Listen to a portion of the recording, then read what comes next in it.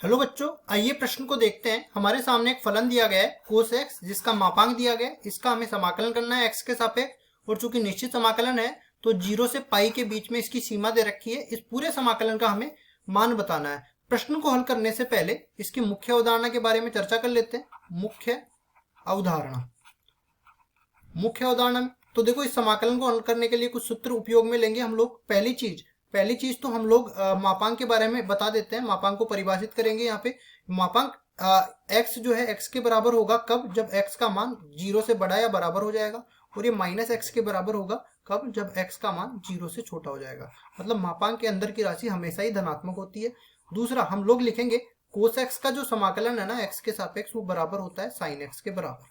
अब चलते हैं सवाल में मापांक कोस एक्स दे रखा है, तो पहले तो इस पूरे को हम लोग आई के बराबर मान लेंगे। पूरे समाकलन को सीमा दे रखी है 0 से लेके पाई में, और ये आ जाएगा अपने पास आई के बराबर। एक गुणधर्म हम लोग समाकलन का यहाँ पे और लिख सकते हैं, क्या कि अगर मेरे पास एफ एक्स डी एक्स ए से बी के बीच में दे रखा है तो हम लोग सीमा को तोड़ सकते हैं। यहाँ से मान लिया ए से सी तक तो एक सीमा तोड़ दिया, बीच में सी इनके बीच में भी हो सकता है, सी इनके अलग भी हो सकता है, बाहर भी हो सकता है, प्लस सी से लेके बी में एफ एक्स डी एक्स। इस तरह से हम लोग सीमा को तोड़ने का गुणधर्म यहाँ पे लगा सकते हैं। अब सीमा को तोड़ेंगे कैसे? उसके लिए हम लोगों को ग्राफ आना जरूरी है, या फिर ये पता होना जरूरी है कि कोस एक्स कहाँ धनात्मक होता है, कहाँ ऋणात्मक होता है। तो देखो, 0 से पाई में अपने पास दो चतुर्थांश आ जाएंगे, पहला चतुर्थांश और दूसरा चतुर्थांश। तो 0 से पाई बाई 2 में पहले चतुर्थांश में कोस एक्स हमेशा धनात्मक होता है, तो ये धनात्मक एक्स से खुलेगा। फिर अपने पास हम लोग जानते हैं कि इस तरह से लिख सकते हैं। देखो, मापांक कोस एक्स जो है बराबर हो जाएगा कोस एक्स के कब? जब कोस एक्स प्रथम चतुर्थांश में होगा, जब एक्स प्रथम चतुर्थांश में होगा 0 से लेके पाई बटा 2 के बीच में। फिर अपन आगे चलते हैं। माइनस कोस एक्स किसके बराबर होगा? माइनस कोस एक्स में आएगा अपने पास जब x का मान पाई बटा 2 से लेके पाई के बीच में हो जाए, इस तरीके से।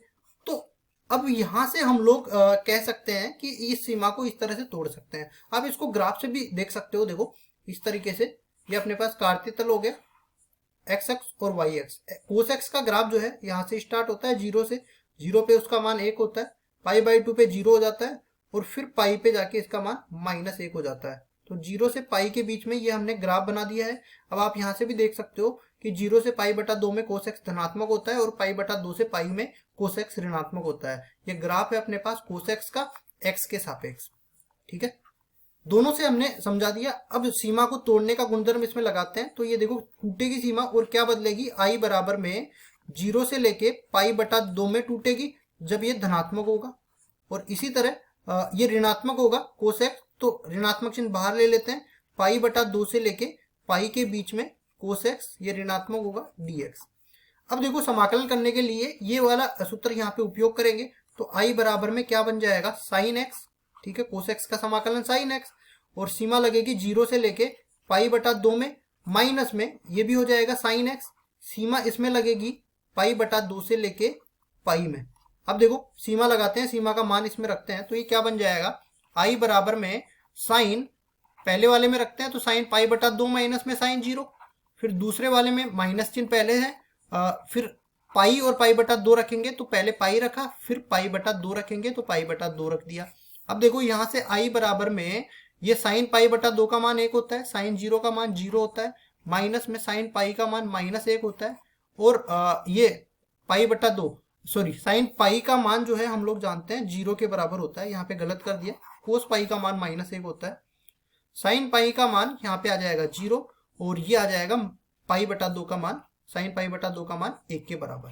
ठीक है, अब इसको सरल करते हैं। तो आई और ये माइनस माइनस गुणा होके प्लस हो जाएगा, तो 1 यहाँ से आएगा, 1 यहाँ से आएगा, टोटल मिला के ये 2 के बराबर हो जाएगा। तो हम लोग यहाँ से कह सकते हैं कि जो हमारे पास कोस एक्स मापांक में दे रखा था एक्स के सापेक्ष, 0 से लेके पाई के बीच में इसका समाकलन करना था, इसका मान आ गया हमारे पास 2 के बराबर। यही हमें निकालना था, तो हमारा उत्तर क्या आ गया? 2 के बराबर। आशा करता हूं ये सवाल आपको समझ में आया होगा। धन्यवाद।